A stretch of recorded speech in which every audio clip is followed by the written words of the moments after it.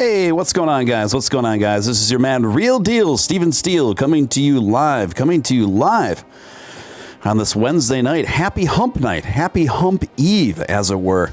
Wow, is the Doge on the move or what? Breaking out to very, very significant proportions.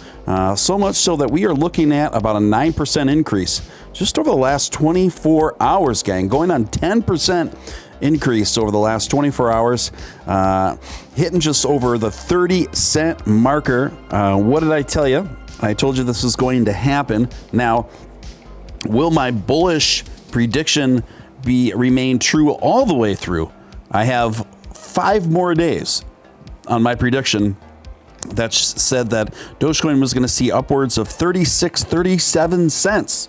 That's what I predicted about 2 weeks ago. So we'll see if that comes into fruition, guys. But wow, we are on the move. The Dogementum is with us. So many great things going on with the community. We're going to get to some of that, a lot of it actually tonight.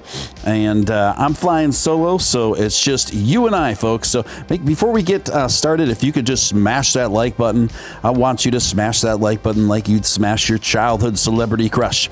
It's number one thing you can do to help an emerging, growing channel like this get up inside those tricky YouTube algorithms. Also, if you're brand new here, you are watching Steele Live. I'm Steele. I want to personally welcome you to the channel and invite you to join our fun, eccentric, growing community by just hitting subscribe. Hit all on that notification bell. If you've already subscribed, hit all on that notification bell. And if you feel compelled to super chat anywhere throughout this program, that's obviously hugely appreciated for all the time and efforts put forth. Also, last thing, memberships are now available. Just click the link pinned at the top of the chat to become a member, and that unlocks membership only live streams, content, emojis, and more. Membership just starts at $4 a month and comes in 3 different tiers. Just another way to support what we're doing here. What do we got? Who do we got in the chat? We got a lot of members actually in the chat. A few new names as well. We got Alan Schneider. We got Slayblaze. We got Abstractus. We've got Zombie Doge Army. Charles Williams. I like that name, Charles Williams. It's a very classic English name. You, what is going on? Gray 99, Quad Galaxy, The Beef Supreme, Zombie Doge Army, Nurse Terry Reed, Hump Deezy, Kyle S, Slayblaze, and did I forget anyone? Mike Tracy, Ramon, Scott Herforth, and I think I got about everyone covered here. What is going on, guys? What is going on? Great to see you guys. Got a great show lined up for you. And we're just going to do some market watch stuff as well. But right now, the Doge is sitting nicely. The most significant movement we've seen in a bit. And it feels good, doesn't it? It feels good. It feels good to get up over that 30-cent mark, back into the 30s where we belong and beyond. And boy, do I have some even more bullish news down the pike for you guys tonight. Alvin, good to see you, Alvin. Haven't seen that name in the chat for a bit. And let's see. We're just going to get to the top story that I have in the headline tonight. Multiple reports and analysis are looking at Dogecoin headed for over $1. All right, this one comes courtesy of Bazinga. In fact, I just talked to a Benzinga reporter who called me on the phone today, asking me about cryptocurrency and political regulations. I had a nice little talk with a reporter from Benzinga that wanted my thoughts on that stuff. So I'll probably be featured in a Benzinga article again sometime within the next week, I would assume. So yeah, it was cool for him to give a call, you know. Anyway, back to this article courtesy of Benzinga. Dogecoin headed for over $1. Crypto analysts believe. Financial analysts at the research firm, the Mercador, said that he wouldn't be surprised to see Doge at least over $1. The market analysts explained that the coin is now forming something that resembles a tremendous bull flag or bull pennant that we should expect new highs if we're to break the upper trend line. He also explained that Dogecoin recently broke a 3-year, mostly horizontal drift. And this is something Nick and I have discussed.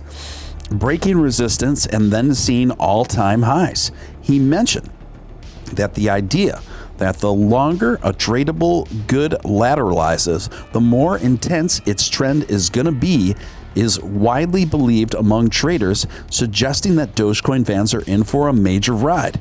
The report shows a recent market analysis suggesting that there is hope for Dogecoin to reignite its bullish trend after forming a bull pennant that could power its price well past 30 cents. And folks, look at us now.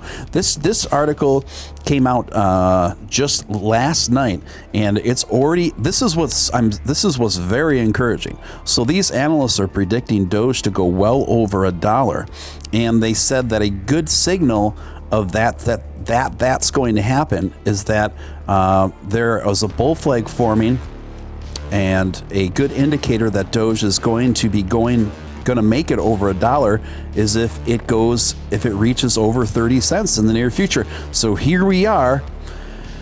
The first phase of that already become a reality. We've reached over 30 cents just the very next day after these analyst reports have come out. Guys, this is fantastic. The bull flags are forming. The ducks are lining up. The Doge momentum is with us. The community is strong. We've relaunched the Dogecoin Foundation. We've got Vitalik Buterin as blockchain advisor. We've got one of Elon Musk's right-hand men on there. We've got Michi. We've got Ross Nickel. We've got a few other brilliant developer minds on that team as well. We've got a super strong community. We've, of course, got Elon Musk, whose favorite cryptocurrency is the dog money. And we just got the wind at our backs right now. We just need to hold fast and stay positive, stay excited. And if you're not already excited, folks, you will be. But if you're not already excited, I don't know what you're waiting for, because things are lining up brilliantly, just brilliantly. There's a lot to take in, and it's all pretty darn good. Can you dig it? Can you dig it? I can dig it, you can dig it, he can dig it, she can dig it. Let's get down to it, boppers. All right. Just give me a moment. Be honest with you, I have to just make a very time-sensitive text to a good friend of mine, so I just give me a moment. I have to just take a moment to do that, and then I will get right back to the show here. It's just one of those things. Okay. All right. Next story, gang. Next story. The original. Now this is interesting. This one comes courtesy of CNBC. The original Doge meme sold as an NFT for $4 million. Now you can own a piece of it for less than $1. So what they mean by the Doge meme? The classic picture of the original Shiba Inu dog looking off to the side, the main one, the one that's even in the template that in my thumbnail that it's templated after. Well, they sold the original picture of that and turned it into an NFT for all the rights, the original rights to it and ownership to it. And it sold for $4 million as an NFT. Well, now they're offering what appears to be a piece of it for like $1. I'm going to read a little bit more on this story, you guys, and then I'm going to give you my thoughts on it, and I'd like to see check out your thoughts as well. To some may seem like a lot of money to pay to own a JPEG, but the Doge meme has generated a massive online community, and Dogecoin is now a top cryptocurrency by market value, with fans including Elon Musk, Mark Cuban. Though most investors couldn't afford the multi-million-dollar price tag for the Doge meme NFT, anyone will now have an opportunity to own a piece of it for as little as less than $1. That's because Pleaser DAO, the collective that bought the Doge meme NFT as selling fractional ownership of it. That's the new term they're throwing around for this sort of thing. Fractional ownership. Here's how it works. Through a platform called Fractional Art. They have fractionalized the NFT. As a result, the NFT is represented by billions of ERC20 tokens, which are standard for creating and issuing smart contracts on the Ethereum blockchain. In this case, Pleaser DAO has called the tokens DOG. Investors can now buy as many or as few DOG tokens as they can afford on Fractional Art and decentralized exchange Miso. How many tokens an investor buys will determine the ownership and the stake of the Doge meme NFT, though they will retain a majority. Though the corporation the company that's putting this out will retain majority ownership. Okay, I can't read any more of this because I just want to give you my thoughts on this. To me, I think this is ridiculous. I think it's absolutely ridiculous. You either buy and you own the rights to this NFT, to this image, to this original Doge dog image, or you don't. Breaking it up into fractional ownership and micro fractional ownership after it's already been purchased for $4 million. And then the company that's responsible for putting this together maintains majority ownership. Well, if the company that's putting it together, number one, maintains majority ownership, I figure what's the point? You can't make any decisions on what to do with it. It's not like you can sell your fraction for a profit. It's not like you can decide to sell the NFT if you decided, obviously. So you forfeit any and all rights on what you can do with your fraction or the NFT. So to me, this just feels kind of sleazy because it's already sold for $4 million, and good on them for selling it for $4 million. But now the person that had bought the NFT turned to this company to sell fractions of the NFT they just bought for $4 million to recuperate a lot of the money they spent on it, or not a lot. You're not going to find at $1 a fraction, you're not going to find anywhere near the amount of people interested. But I'm sure that's just per fraction. It's not like you're limited to one fraction per person. So who knows? But obviously they're trying to recuperate a chunk of the money they spent on the NFT by selling out fractions of it that are essentially meaningless. If you don't have any rights over it and you don't have any decision-making power over this NFT, I just don't see what the point is. I don't see what the point is. I just think this fractional ownership within NFTs, I don't buy it. I hope this isn't an emerging trend that we're going to see in the NFT community because I just don't dig it. Now, I could understand if somebody went in under purchasing a very expensive NFT with maybe two other investors, something like that, and then there's a contractual agreement that you split the profits evenly in the event of a resale or something like that, right? That makes sense to me. But splitting something off into fractional shares for just general public consumption, while the folks that purchase those fractional shares retain no real decision-making powers or any real ownership, I'm not buying it. I don't buy it. It just seems rather sketchy to me. I'm sorry. I do not advise people to do this. I do not advise people to buy fractional shares of NFTs. You just don't get, anytime you hear the term going forward, fractional shares of an NFT, just steer clear, folks. Just steer clear. Who else do we got in here? We got Emperor Doge. What is going on? We've got Granny Got Crypto. Welcome, Granny Got Crypto. Good to see you. We got Alonzo Mendez says Doge to the moon. Indeed, my friend.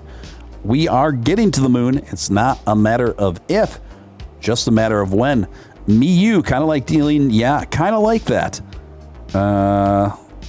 Scott, welcome back. Okay, next story, guys. A great story, an inspirational story. And this is something that really speaks volumes to this community. Tennis star Naomi Osaka says Dogecoin triggered her interest in cryptocurrencies, and she doesn't mind risky investments because it helps her learn. Naomi Osaka told Bloomberg that Dogecoin prompted her interest in cryptocurrencies.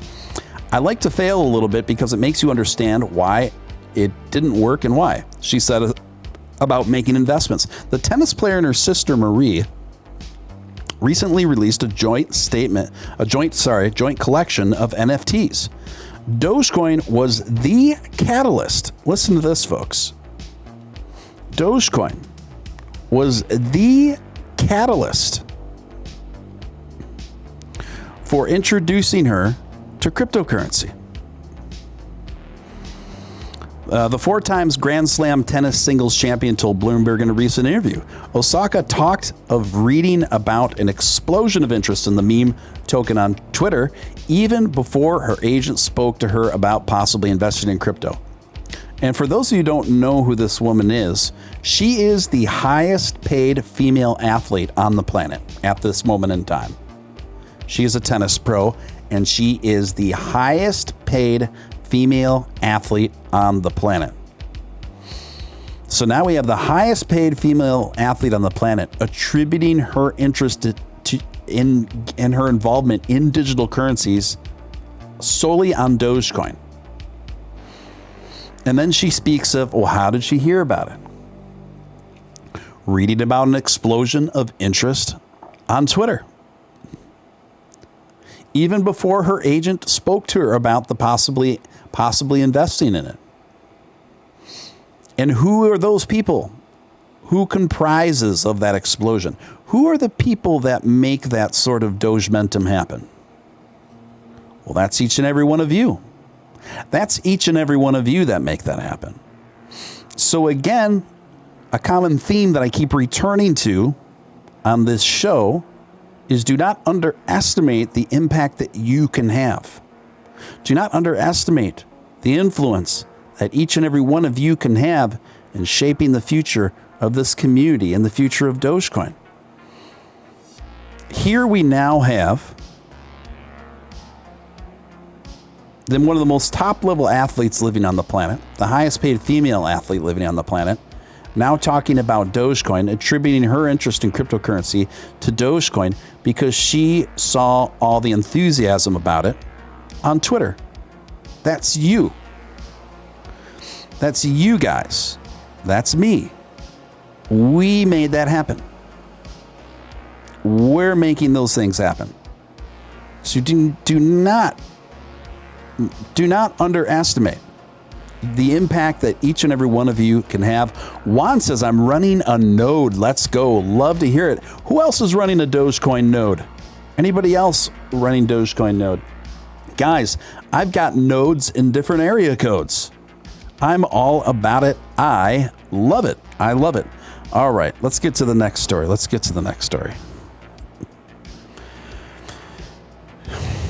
comes courtesy of Fox Business. This was a bit disappointing to see. This is the second time he's spoken out against this. I don't understand this. Trump warns crypto potentially a disaster waiting to happen. The former president argues we should be invested in our currency. Former President Trump warned on Tuesday that investing in cryptocurrencies is potentially a disaster waiting to happen. Trump says he has not been a big fan of cryptocurrencies during an exclusive interview on Varney and Company Tuesday, noting that he does not invest in Bitcoin and other digital currencies. I like the currency of the United States, Trump told Stuart Varney. And he argued that investing in cryptocurrencies hurts the U.S. economy, or hurts the U.S. currency, and that we should be invested in our currency. Tuesday's attack on cryptos was the second made by the former president on Fox Business, as Bitcoin and other cryptocurrencies remained unregulated within the U.S. financial system. The currency of the world should be the dollar, he said, and I don't think we should have all of the Bitcoins of the world out there. I think we should regulate them very, very high, he told them at the time. It takes the edge off the dollar and the importance of the dollar. On Tuesday, who knows who they are, but they certainly are something that people know much about. He continued, this is disappointing, especially since his son has definitely expressed a strong interest in both stocks, meme stocks, and cryptocurrency in the past. So I'm not sure what the disparity of understanding is going on there, but this is unfortunate because we are seeing the majority of our politicians from across the aisle. This isn't really a partisan thing, by the way. I want to make that very clear because we have most of our politicians across the aisle that have expressed some anti-cryptocurrency sentiment. And furthermore, the idea that we have to choose this ultimatum between supporting the U.S. dollar and cryptocurrency, well, I reject that ultimatum on its face. I don't think it's a decision between one or the other. I've talked about this briefly in the past, wherein I think that there is both a place for each country's respective national currencies and borderless cryptocurrencies. I think they both serve different functions, right? You can't send U.S. dollars in a moment's notice, for the most part, halfway across the world to friends or family or a business. Okay? Cryptocurrency solves a lot of problems that our respective national currencies cannot solve efficiently and effectively. But this is just something that, with all due respect, and I don't mean to harp on the former president too much. I'm not one of these people that, has this irrational freak out every time I hear his name. But at the same time, I just feel that he's very underinformed in this topic, and not just him, but most of our politicians are. In fact, when I was on the phone, when I was having a chat with the journalist from Benzinga on the phone today, I made that very point. I find it rather disturbing that most of our elected leaders don't know the first thing about digital cryptocurrency, so much so that it's painfully obvious when they speak about it. It's almost like hearing about parents from the 1980s and the PMRC warn about the dangers, the mind-corrupting dangers of heavy metal music on our children. It just seems like such over-the-top, hyperbolic, misinformed nonsense when they talk about it. I mean, we really need more to elect more folks that understand this stuff. Zombie Doge Army coming in at $2. Could you explain what a node is and what it does? Honestly, I'm not the best person to explain it, but I will give it a shot. A node is essentially, it's a device or a data point in a larger network. So in networking, a node, it's either a connection point or a redistribution point or a communication point. So within computer science, for example, nodes are devices or data points on a large network, such as on a personal computer or a phone, or printers are technically all considered nodes. So each node is a connection point inside a network that can receive, send, and create data. So the more of these that we can create for Dogecoin, the more effectively and smoothly we can get together this new update.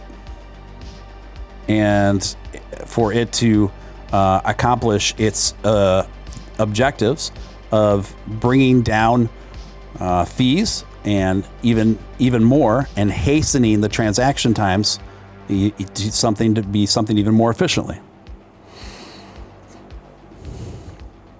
Alan Schneider says he's very egotistical. It can be both good and bad. I have mixed opinions. Yeah, I think that's a fair statement. In some situations, that kind of ego, that kind of bravado on him, I think has been very advantageous, honestly. And in other situations, like the one I just covered, not so much, right? Not so much. Isn't a node a little gremlin that steals your pizza? That's annoyed. Audio Freak taking it back. That's annoyed. I'm old enough to remember that. Domino's Pizza used to have there's these commercial campaigns of these kind of claymation figures. This claymation figure called the Noid. And yeah, he was kind of like a little, I don't know what they saw in the Noid. When I think back to it now, I don't think it was all that appealing. I mean, the Noid was very popular, but to the degree, but probably for the wrong reasons, it was a terribly annoying commercial campaign. I don't see how that would have sold more pizzas. Stephen, you should speak in the teacher's voice of the Twisted Sister "We Want to Rock" video instead of "Pledge pin full in with Dogecoin." I forget how that video went, but I do believe the teacher was like, I think the pivotal line was, "What are you gonna do with your life?" And then D. Schneider says, "I want to rock."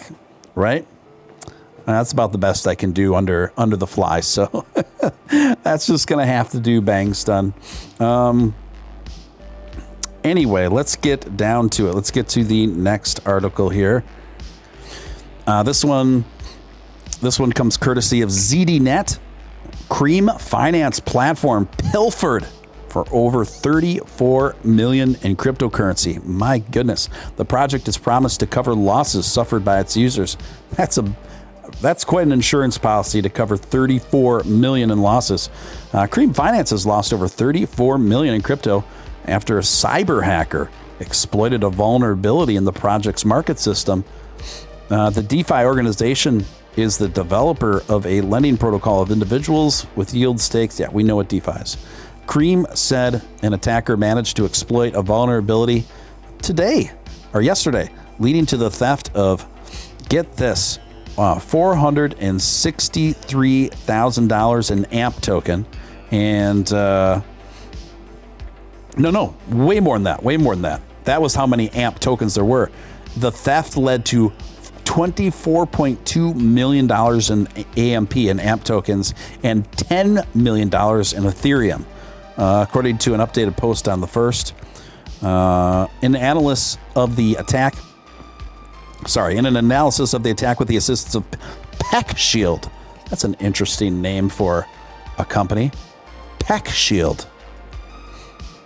Unless you're selling like metal plates for men's chests for to shield yourself from bullets. I don't know if PeckShield is the best name for your company. What do you guys think?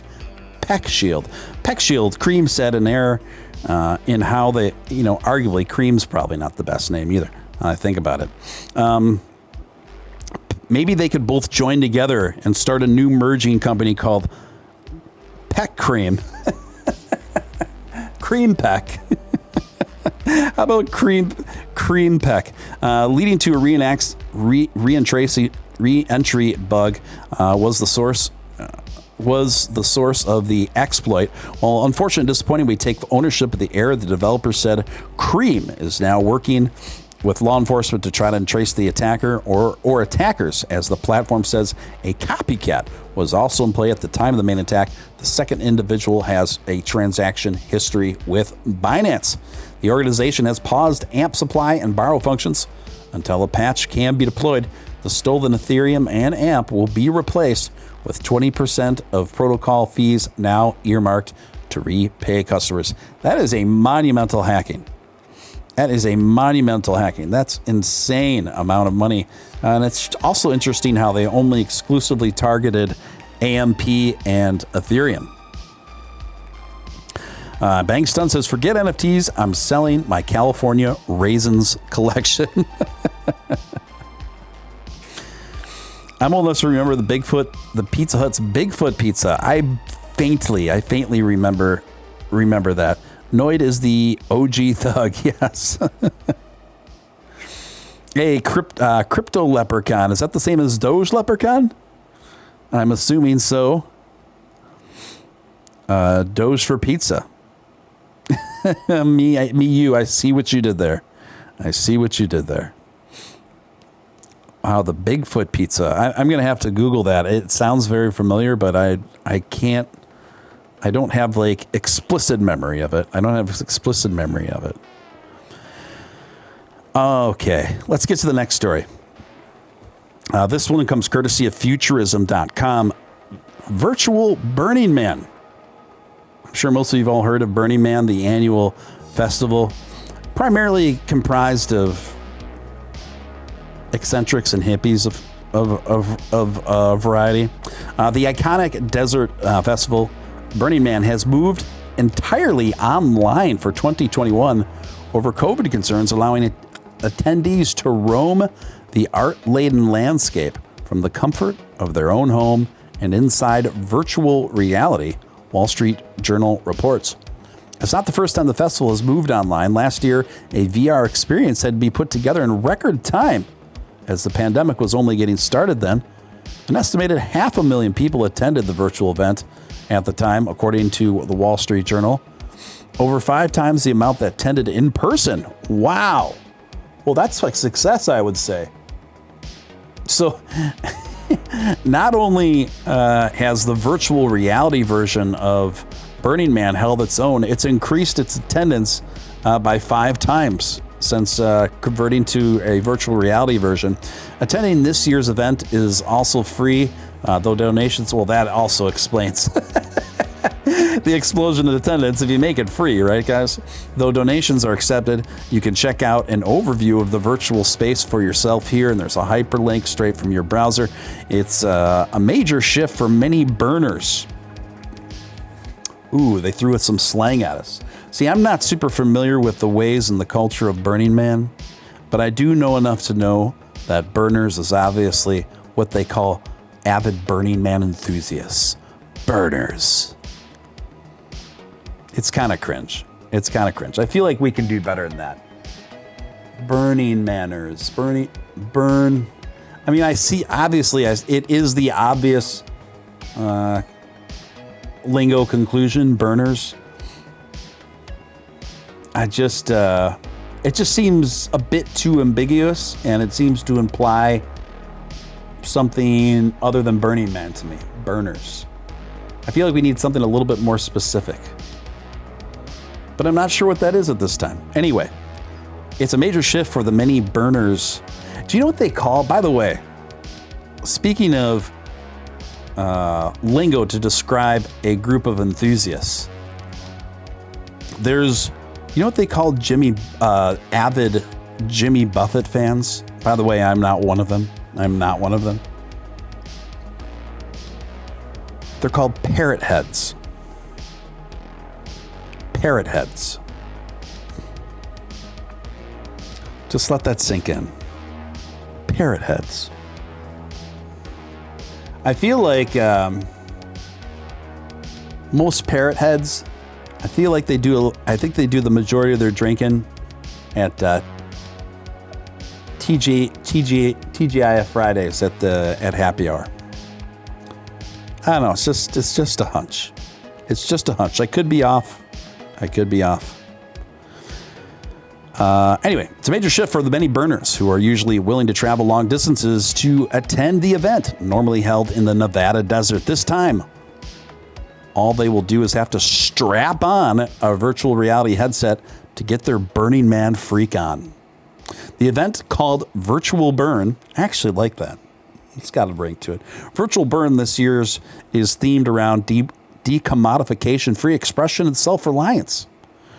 The event's theme is the great unknown, perhaps a nod to our uncertain future in the midst of a global pandemic. And it will include the traditional burning of a wooden effigy of the Burning Man. A real effigy will be lit in the desert, but the lighting will be live streamed over virtual reality. But the pandemic isn't keeping all physical burners away. I like how we're breaking up between physical burners and virtual burners. Which one are you? Keeping all physical burners away in an event called Renegade Burn.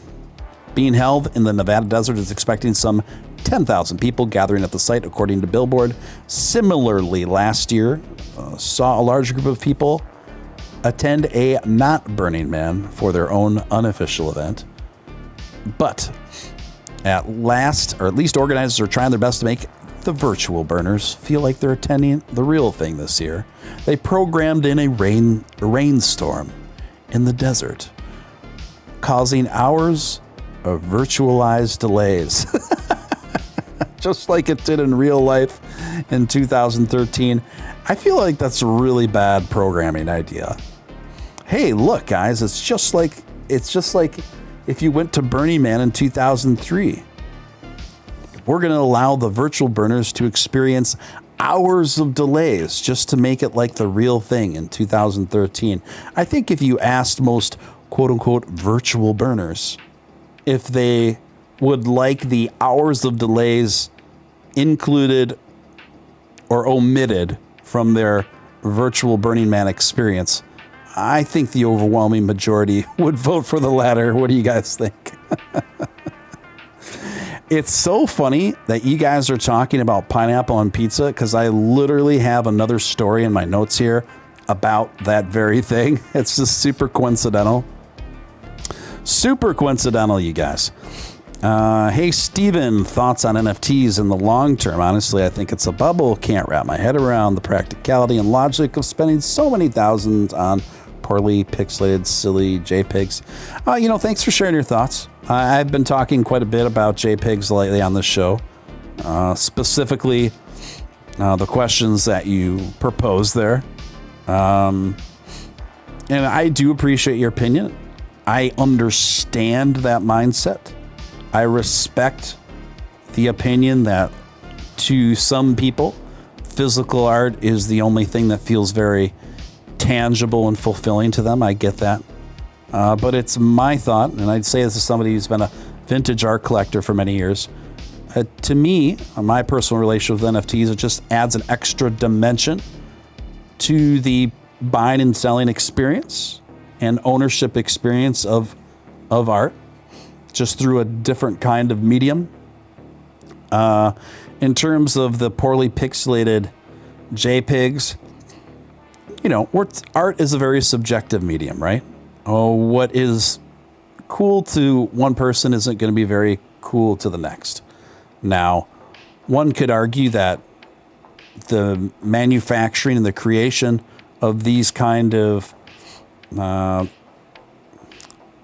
low-density pixelated images are simple to make, and to a certain degree, you're correct. But I think what you're paying for with CryptoPunks, for example, is the first collection to offer that kind of, and it's obviously deliberate. That's kind of part of the charm and appeal of this super low-res, overly pixelated thing. So, in a sense, to me, there's some parallels between the appeal of what's going on with some of the aesthetic trends that are popular right now in NFTs and, let's say, pop art. I do see some very consistent parallels in that regard. Also, what you got to keep in mind is one of the things that also often dictates a value and appeal of pieces of art is who it's coming from and on what timeline it occurred. Like, who is the originator of particular ideas? What collection originated certain concepts versus which ones weren't the first to do it as well. So for me, it just adds an added dimension. I still love my physical works of art that I have in my modest apartment here and at my small business. But I also, here's the thing too, digital art, if you don't consider NFTs to be real artwork, then you almost have to, by default, take the position that you don't consider any digital art to be real art, right? And that's a very kind of, in my opinion, that's a very radical opinion to have. I think it's pretty excessive. I definitely think digital artwork is a real art form.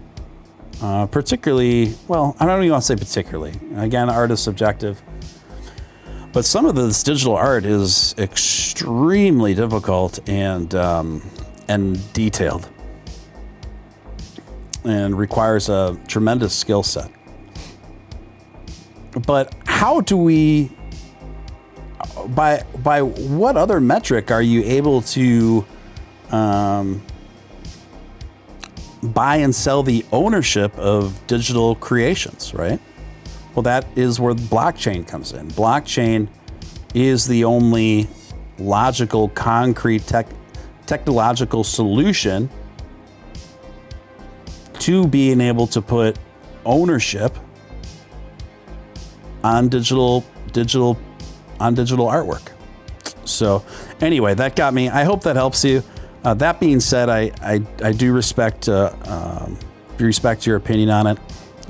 It's hard for me not to answer those kind of questions without being able to expound on them for at least 5 minutes.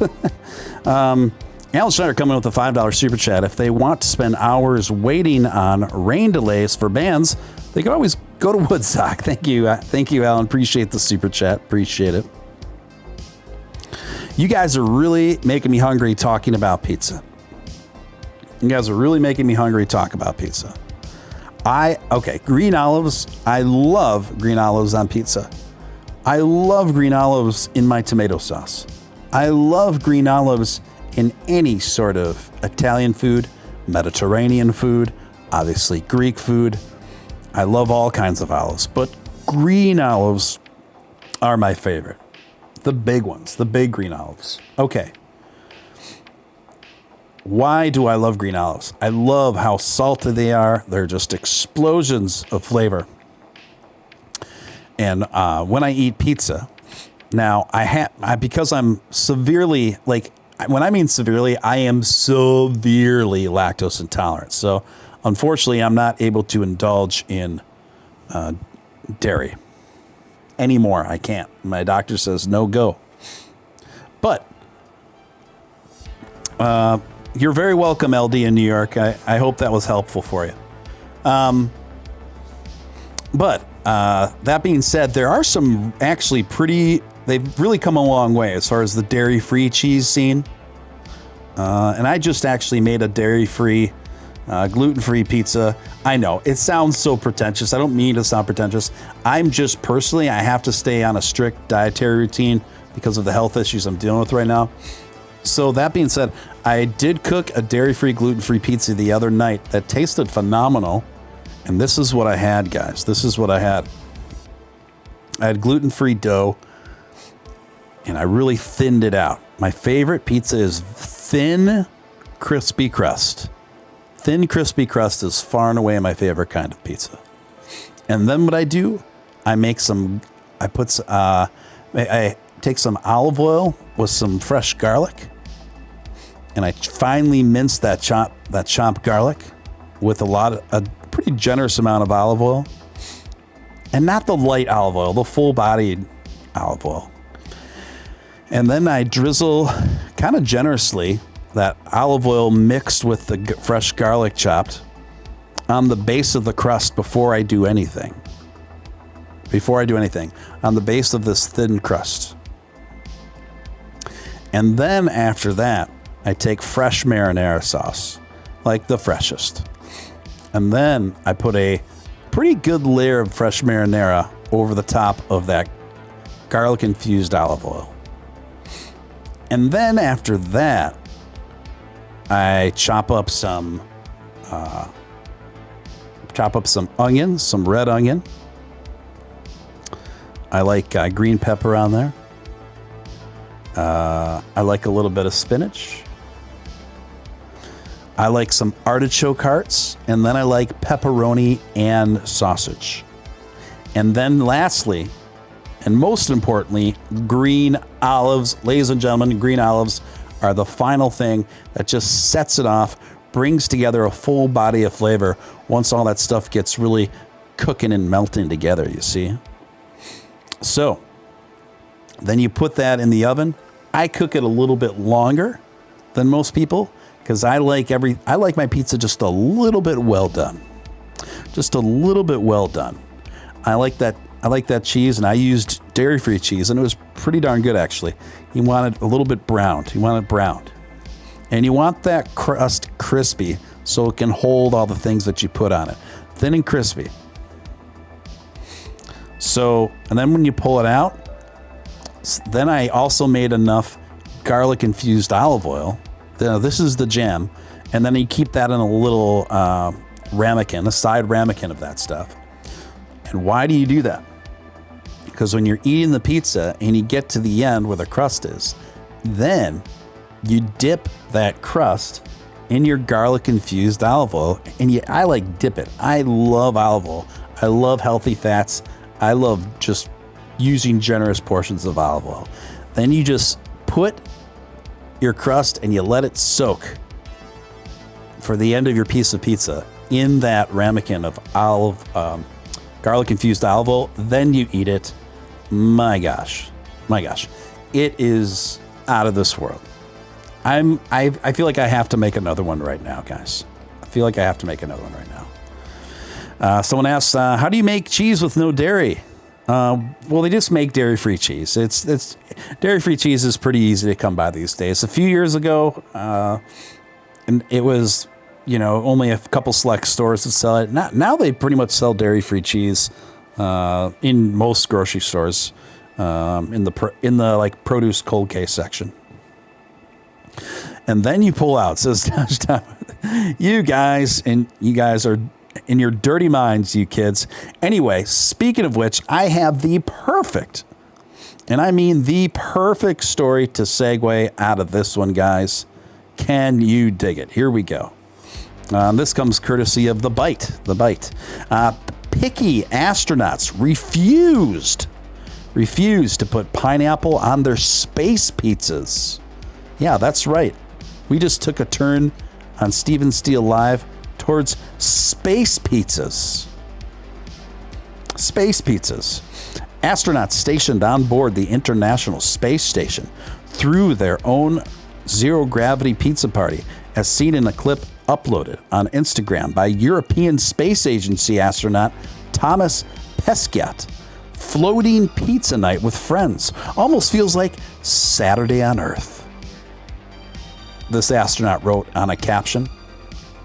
They say a good chef never reveals their secrets, but I made a video so you can be the judge.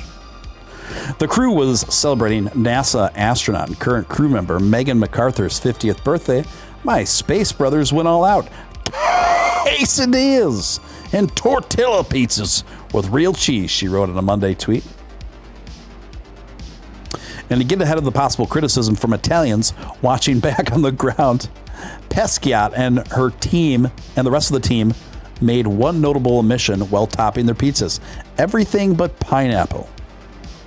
That would be a serious offense in Italy. This is true. I can attest to this. She wrote in a caption of the video, it's unclear as to whether the ISS has any pineapple on board in the first place. Hawaiian pizza is just that controversial. But then again, the pies were made using tortillas as a base. How would that not offend Italians? This is a very good question. Space oven. The clip shows the hungry crew assembling their own single-serving pizzas with adding complexity of having pepperoni slices and tortillas floating in midair in the absence of gravity. The tomato sauce appears to be acting as the glue holding everything together, a critical aspect of making dinner in microgravity. All in all, the end result looks pretty tasty, though it's still a far cry from the kind of pizza you get back on Earth, let alone Italy. Fortunately, the gravity, my mind's now on gravity, thinking about all these, thinking about these astronauts attempting to make pizzas in microgravity environment on tortillas. Fortunately, the station got its own oven back in 2019. The device, built by NanoRacks in Zero G Kitchen, was used in January of 2020 to bake the first ever cookies in space.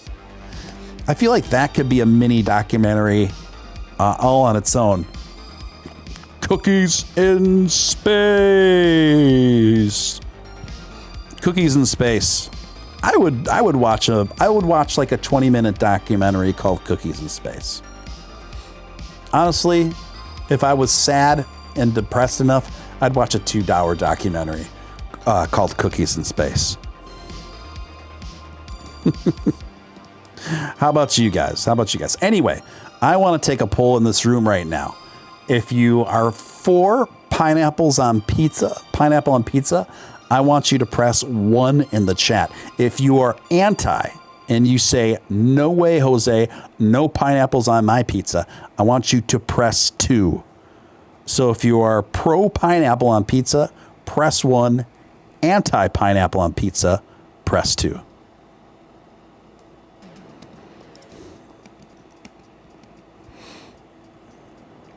I'm watching.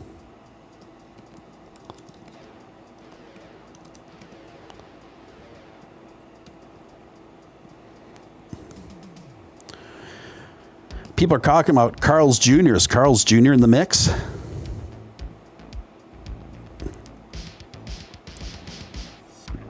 Brought to you by Carl's Jr.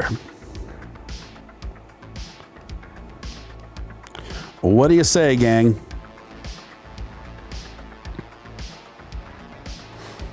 I'm counting those ones.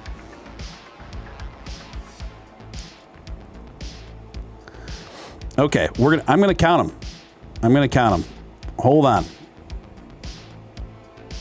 We're gonna see who wins here. This is very important. 1, 2, 3, 4, 5, 6, 7, 8, 9, 10.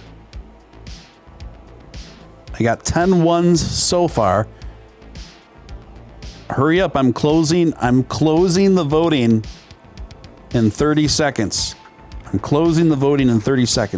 If you haven't voted yet, now is your last chance.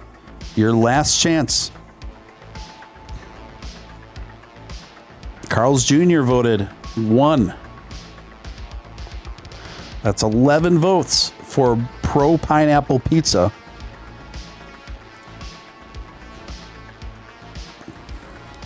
There's a 2 coming in.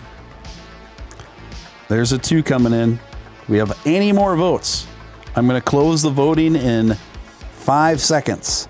5, 4, 3, 2, 1, and closed. Okay, so we've got 11 number ones.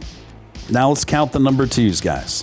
1, 2, 3, 4, 5, 6, 7, 8,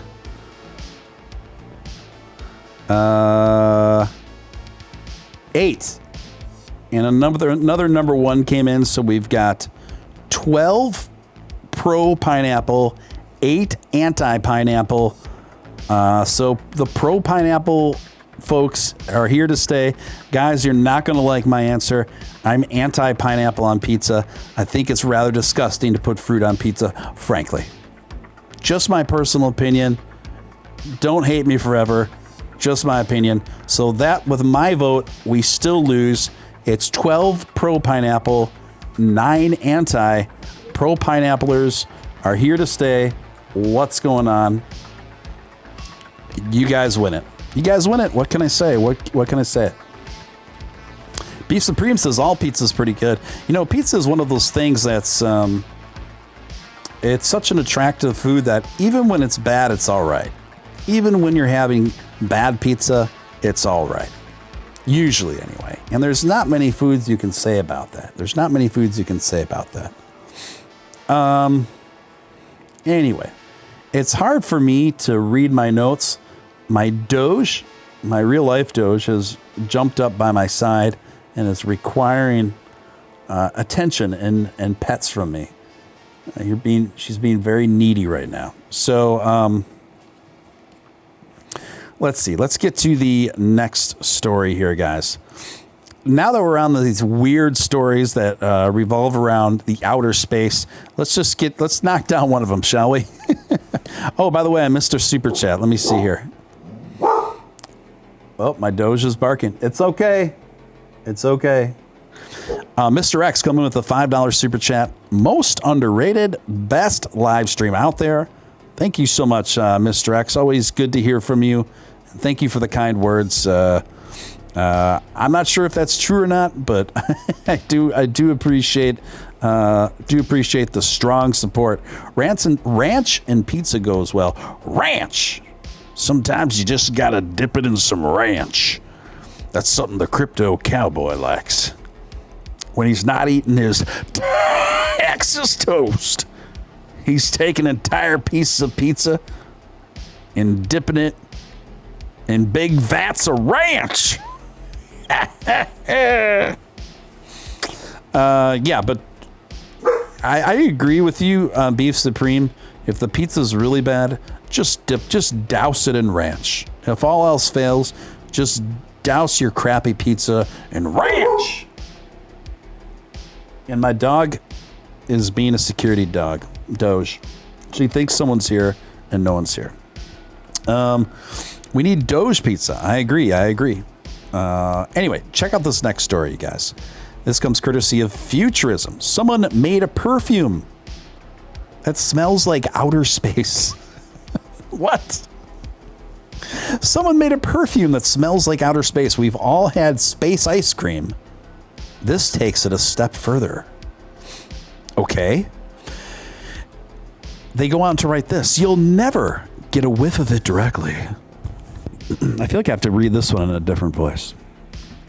I'm going to read it like a commercial. You'll never get a whiff of it directly, but astronauts have long said that space leaves a distinctive residual smell on their suits. Though it varies with the teller. Some say it evokes gunpowder, burned meat, and even raspberries. At first, I couldn't quite place it. Former ISS science officer Don Pettit wrote in a 2002 NASA blog post. It must have come from the air ducts that repressed the compartment. Then, I noticed that the smell was on their suits, our helmets, our gloves, and our tools. It was more pronounced on the fabrics than the metal or plastic surfaces. Well, no shit, Sherlock. That's because fabric absorbs scents a lot more than plastic or metal. It doesn't take an astronaut to figure that out. Now that smell is coming down to Earth. Omega Ingredients, a UK-based natural flavors company for the food and beverages industry, has created a fragrance that it claims smells like space. The company is hoping to bring the aptly named Eau de Space. Eau de Space to market through a Kickstarter campaign and has already smashed through its goal of 2,000 in funding. Wow. Omega founder Steve Pierce was the first contracted by NASA to recreate a fragrance that smells like outer space back in 2008. He took 4 years to come up with the unique smell. Wow. They took 4 years to come up with Eau de Space. That's a long time to work on the smell of space. The smell of space is hard to pin down. Well, you made an effort earlier. And we got a mix of gunpowder, burned meat, and raspberries. So, you know, if you want to smell like a mix of gunpowder, burned meat, and raspberries, the space is going to be right around the corner for you guys. Who would try that stuff out? Zombie Doge Army says, how about Space Stank? I think Space Stank might be good. Patrick McGinnis, number 1. Yeah, are you guys still voting on pineapple on pizza? What is going on? Doge to $1. Here's to more Doge and ETH gains. Guys, they're coming. Both Doge and ETH gains. And ETH. Let's talk about ETH. Let's talk about ETH. Let's see where it is right now. Yeah, both Ethereum and Doge have been incredibly bullish over the last day and a half. Ethereum too. Ethereum is up just incredibly, flirting with 3,800. 3,800, you guys. Up almost 10% over the last 24 hours. Considering Ethereum has a market cap of over $442 billion. A 10% increase on something that's worth $442 billion. That's an incredible amount of movement there, guys. An incredible amount of movement. As I've stated many times before, I do think that Ethereum is going to be the one to break the Bitcoin dominance, take over that number one spot. And Doge, eventually, I think, is going to knock BNB off for that number 3 spot and potentially even move to a number 2 spot, knocking down Bitcoin to what I think will be a long-term fixture at number 3. I think it's possible. Yeah, ADA is doing incredibly well. Look, long-term, whether you're bullish on Doge, ADA, Ethereum, XRP, I really don't think you can go, just my humble opinion, I really don't think or even Bitcoin, I really don't think you can go wrong on any of these long term. I think they're all going to be big wieners. You know what, guys? We are all wieners. Each and every one of you. If you're ever feeling down, just remind yourself that you're a wiener. All right, next story.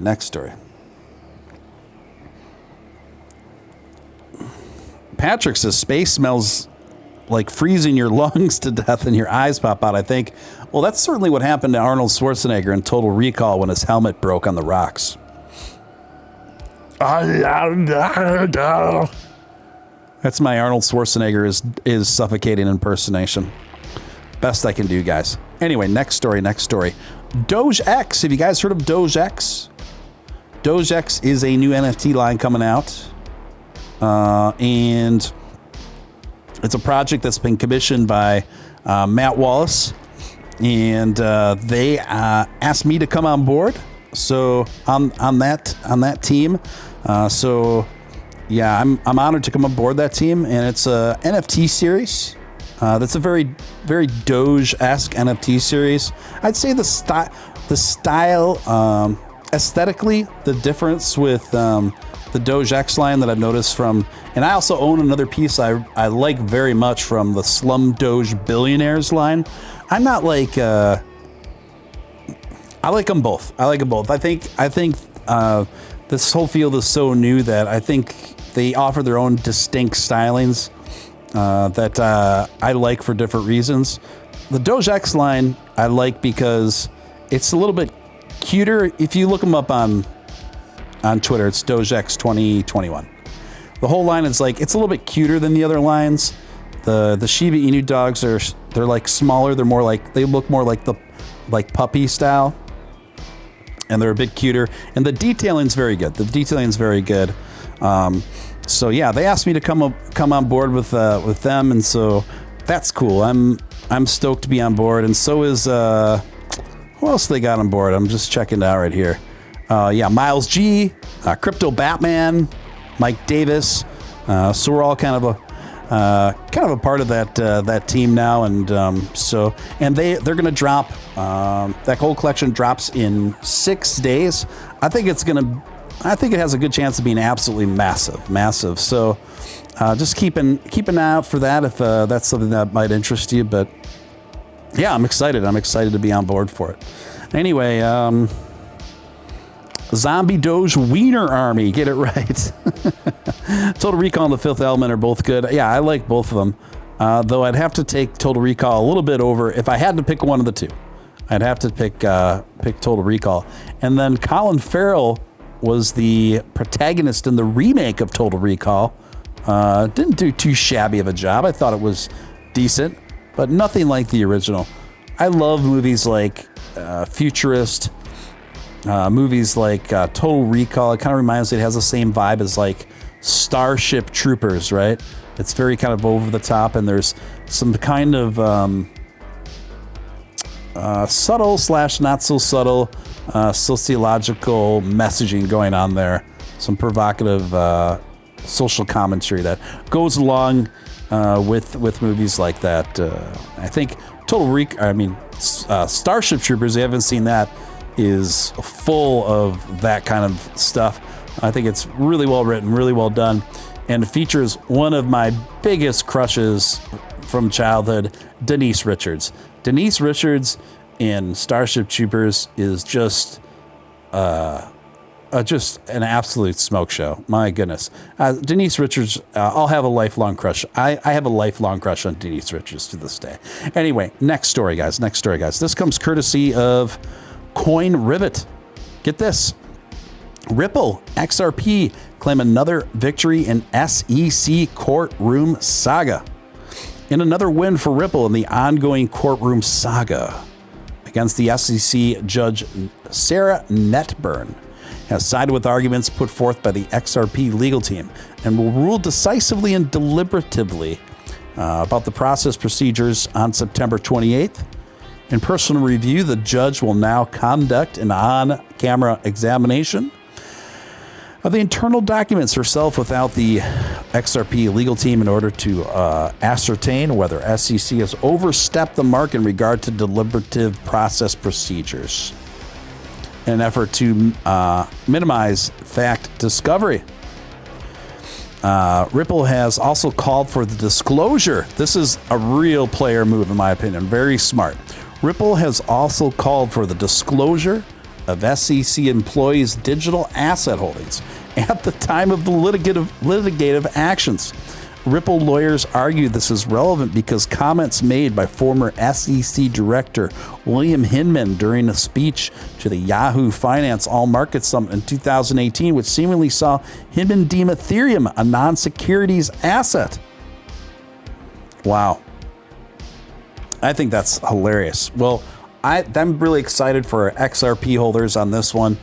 They seem to be handling the SEC very effectively now. Their legal team really leaning in, and even giving a little swagger now in it. I think they're looking very confident. I think things from a legal standpoint are starting to look very good for XRP and Ripple, and that's great. I'm very happy for XRP holders. I do think XRP's got a very promising future, particularly in light of all the inroads that they've made throughout institutions in Europe.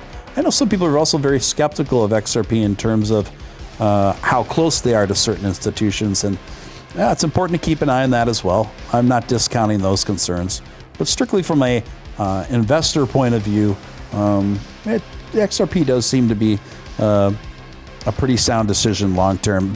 Patrick says, Steven Steele, I voted on Pineapple Pizza late because I was like 20 minutes late on the stream. 1.5x. Well, I'll make you catch up so fast. Yeah, I understand, Patrick. I understand. Space Truckers. Doge Wieners. Oh, I don't want to ponder on Doge Wieners too long. I'm good with that. Anyway, guys, I'm going to wind down this stream, and then I'm going to wind up a members only stream at midnight my time. Right now it's 8. It's 11:15 p.m. in my neck of the woods. So you're going to be giving or taking an hour, depending on what side of the country you're on or what side of the globe you're on. Anyway, I want to thank you guys for joining me. I hope you enjoyed this episode of Steven Steele Live, and keep the positivity going strong. Guys, don't forget, tomorrow night, I got a very special show with Sadaf Jadrin, my co-hostess with the mostest. She will be back on the air tomorrow night, along with a very special, talented guest by the name of Catherine Brodsky. Who is Catherine Brodsky? Catherine Brodsky is a freelance writer and journalist. He's written for anyone from Playboy to Esquire to The Independent, and she is a very independently minded woman, and she's just a very sharp woman.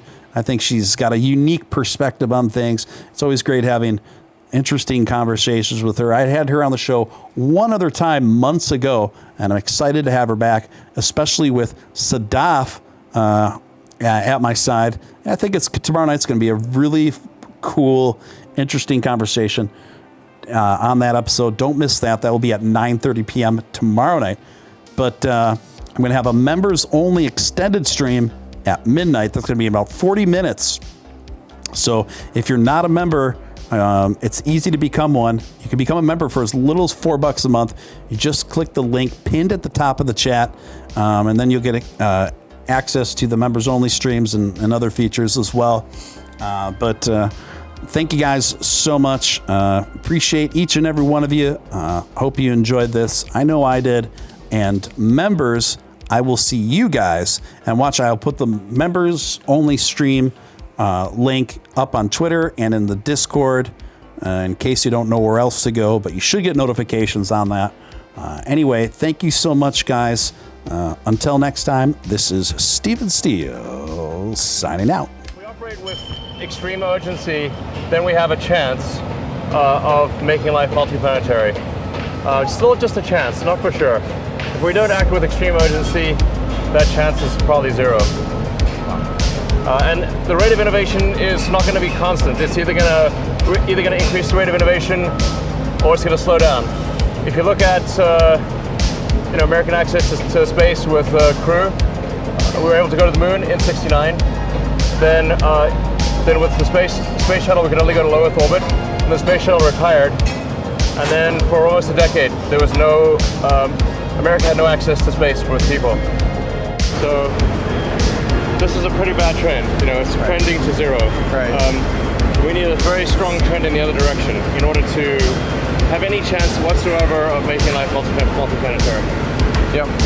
So that's the reason for the extreme sense of urgency.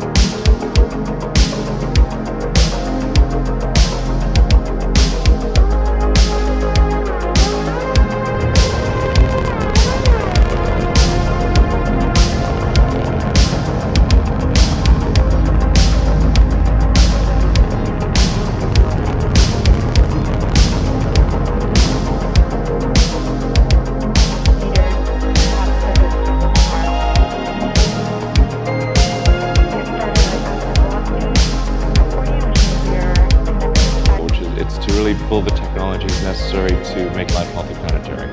To answer more seriously, if you consider the nature of importance itself and say, how do you tell that anything is important? Well, the lens of history is a helpful guide here. And the more you zoom out, the more you can distinguish the things that are important over a great span of time, the truly important things, versus things that may seem important in the moment but are forgotten once that moment has passed.